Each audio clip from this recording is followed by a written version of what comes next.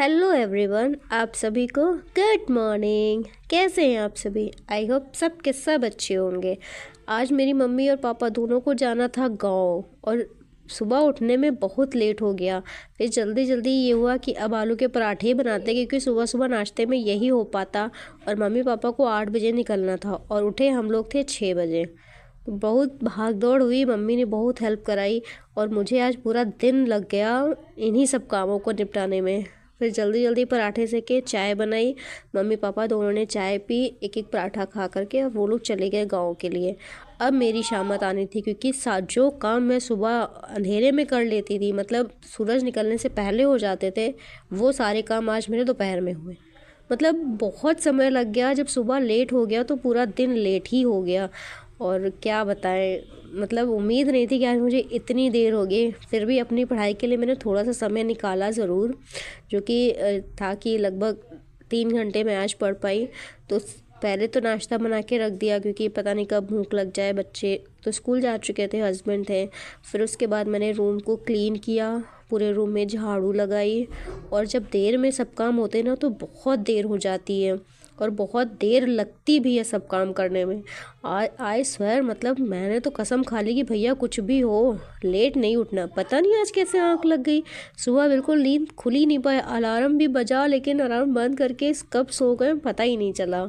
तो बहुत बुरा लग रहा था कि इतनी इतनी देर हो गई उठने में। लेकिन चलो कोई बात नहीं, आज के बाद ध्यान रखेंगे कि लेट नहीं उठना है क्योंकि जितना लेट उठो उतना लेट काम होता है। और आज मम्मी भी चली गई गाँव। मेरी तो हालत ख़राब हो गई। मम्मी रहती मेरी बहुत हेल्प करवाती हैं, मतलब छोटे छोटे काम सारे वो कर देती हैं और जो भाग दौड़ वाले काम होते हैं वो सब मैं कर लेती हूँ। और ठंड के दिनों में तो ऑलरेडी इतने काम बढ़ जाते हैं कि आप काउंट नहीं कर सकते हो, बिना वजह वाले कुछ काम बढ़ जाते हैं। तो पहले झाड़ू लगाई, फिर किचन आकर देखा सारा काम किचन में फैला हुआ था।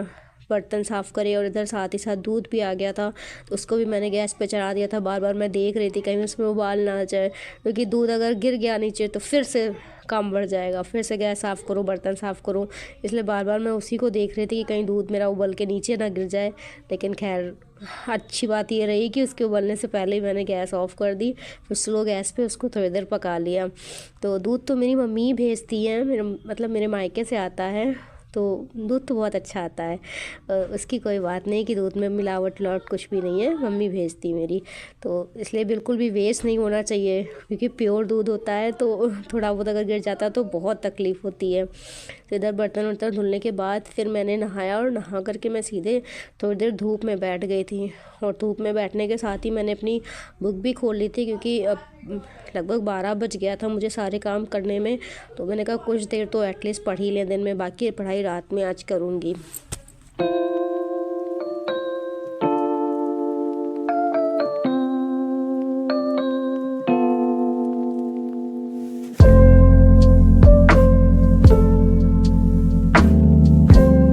बर्तनों को धुलने के साथ ही किचन क्लीनिंग भी तुरंत हो जाती है, तो बहुत अच्छा रहता है क्योंकि बार बार फिर उसी में अटके रहो।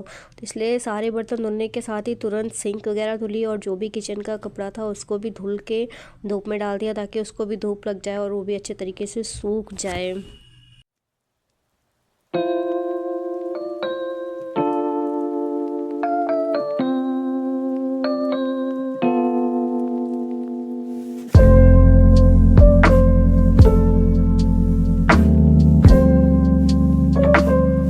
सर्दियों में जब तक धूप नहीं लगती तब तक ठंड दूर भी नहीं होती है।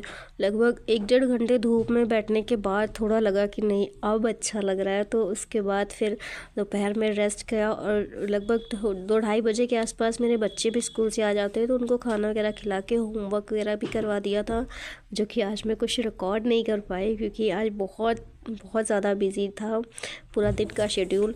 और फिर उसके बाद शाम को खाने की तैयारी करी। शाम को कुछ हल्का फुल्का ही रहता है क्योंकि हैवी कोई खाना नहीं खाता शाम को कि दाल चावल सब्जी रोटी सब कुछ हो, ऐसा कुछ नहीं है। बहुत ही लाइट खाना लिया जाता है, या तो मूंग की खिचड़ी होती या फिर तहरी हमारे लखनऊ की जो फेमस है वो होती है। तो दोनों में से कोई एक चीज़ बनाते, या फिर अगर बहुत ज़्यादा मन हुआ तो सब्ज़ी रोटी बन जाती है।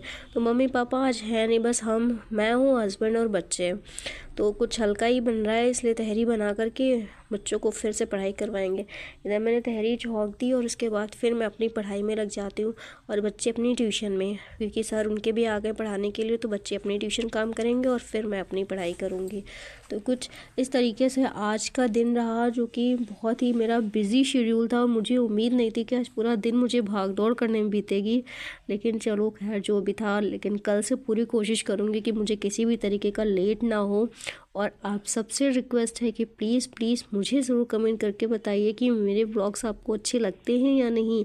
अगर हाँ तो भी बताइए, नहीं तो भी बताइए, ताकि मुझे थोड़ा मोटिवेशन मिले, ताकि मैं अपने व्लॉग्स को और अच्छे तरीके से प्रेजेंट कर पाऊँ, इसमें और भी अच्छे तरीके से एडिटिंग कर पाऊँ। तो सारा मेरा खाना बन गया था और फिर मैं आ गई थी अपनी पढ़ाई करने के लिए। तो आज मेरा जो भी था, मैंने थोड़ा बहुत आज पढ़ा, मेरा कोई टारगेट आज कंप्लीट नहीं हुआ था, बट मेरा कल से पूरा 110% टारगेट रहेगा कि मैं अपने पूरे target day by day complete करूं, क्योंकि एग्ज़ाम कभी भी हो सकता है, कभी भी जो आयोग है वो नोटिस दे सकता है क्या एग्ज़ाम कब होगा। तो उसके लिए हमें बिल्कुल तैयार रहना चाहिए कि एग्ज़ाम जब भी हो तो हमारी तैयारी प्रॉपर हो।